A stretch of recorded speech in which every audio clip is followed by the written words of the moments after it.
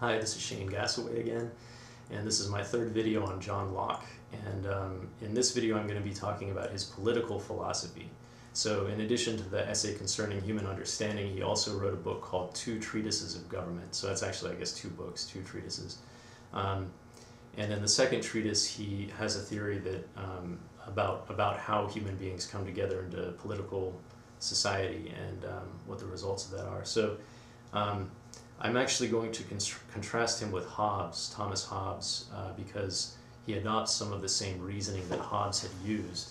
The whole idea actually of human beings first not being political and then coming together and by agreement forming a political community, that kind of comes from Hobbes, and Locke borrows that same form of reasoning.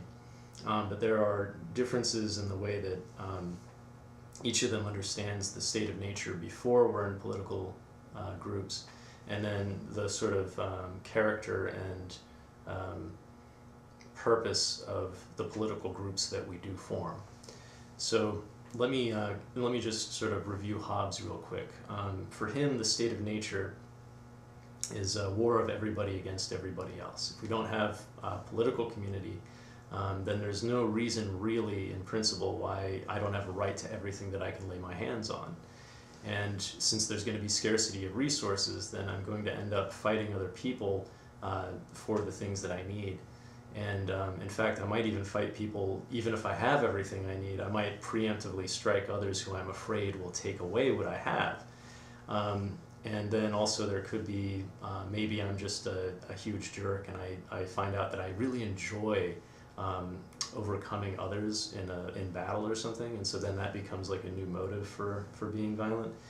So there's all these different motives that Hobbes talks about that make people violent, and so life in the state of nature is, as he puts it, solitary, poor, nasty, brutish, and short. So fear of violent death is the main sort of quality of life, or one of the things that characterizes the state of nature.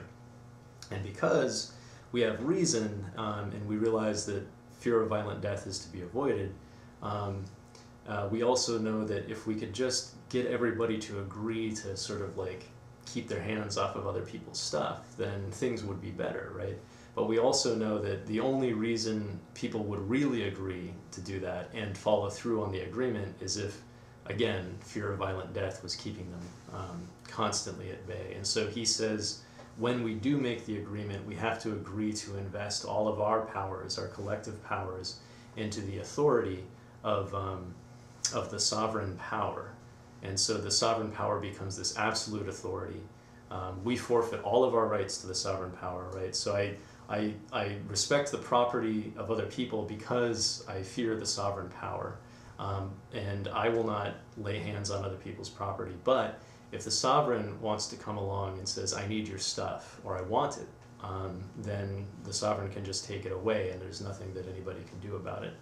And the only limit of this, the only limit to the absolute power of the sovereign, is that if the sovereign power is actually going to kill you, and you know this, then you can defend your own life against the sovereign, because the whole reason for going into political society in the first place was to avoid a violent death. And so if it leads to a violent death, then obviously that purpose has been sort of forfeited, and so you're now in the state of nature again, and you can do what you need to do to defend yourself. But that's it. So there could be all of these abuses that you would just put up with because it is preferable to the state of nature, where it's a war of everyone against everyone. So Locke, John Locke comes along and he disagrees with Hobbes on a few points. So for example, in the state of nature, human beings, they're still reasonable, and they also they respect each other's dignity because we're all God's creations, and also we can have property in the state of nature that should be respected because each of us labors on something. The labor of your body belongs to you, and so your body's labor belongs to you. And then if you put your labor into something, then the thing that you have invested with your labor also belongs to you. And if someone does try to take it away, then you have the right, as Locke says, to punish them if you can. But for the most part, people try not to do that. So Locke says, actually, in the state of nature before civil society, we're not that solitary. We're still going to live in families, for example, and we might barter with one another. So it's not as solitary as Hobbes had said. It is poor.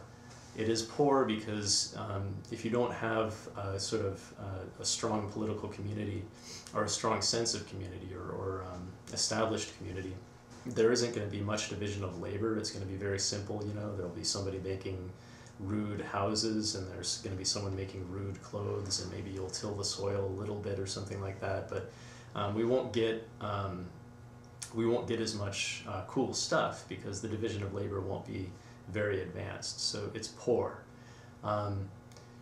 It's not nasty. We don't necessarily have to be nasty to one another, and in fact we wouldn't, because we're rational beings. It's not brutish because we're rational beings and we're not complete animals, you know. So there's that, and it's probably not as short as Hobbes had made it out. The fear of violent death is not as present as Hobbes had said, but in order to therefore become less poor, that's the one sort of motive. It's not the fear of violent death, it's just the sort of fear of death or the fear of not having enough, I guess. That's what motivates us to go into civil society, so that we can have more. And so then when we make these agreements to come into civil society, the main purpose of that isn't just to avoid violent death, it's also to protect our property and to protect our freedoms and actually enhance our property. And so rather than having an absolute power, you have a power, the sovereign political power has a certain degree of power over you, but it can't take your stuff because you went into civil society partly to enhance and protect your property. And so if that is lost, if that right is lost, then the purpose for going into political community is also forfeit. And similar with your freedoms. If you had freedom in the state of nature and you wanted to retain that in civil government, then you wouldn't accept government if it was going to prevent you from being free. And so life, liberty, and property are the reasons why we go into the political community. And when the political community does not protect our life, our liberty, or our property, then we can actually legitimately overthrow it. Locke is very cautious about this, but he says that it is a legitimate thing that people can do.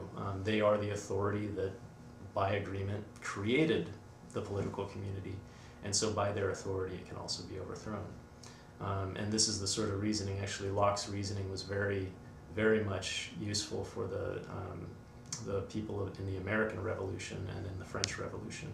And if you read the Declaration of Independence, you even see something very close to the language that Locke had used.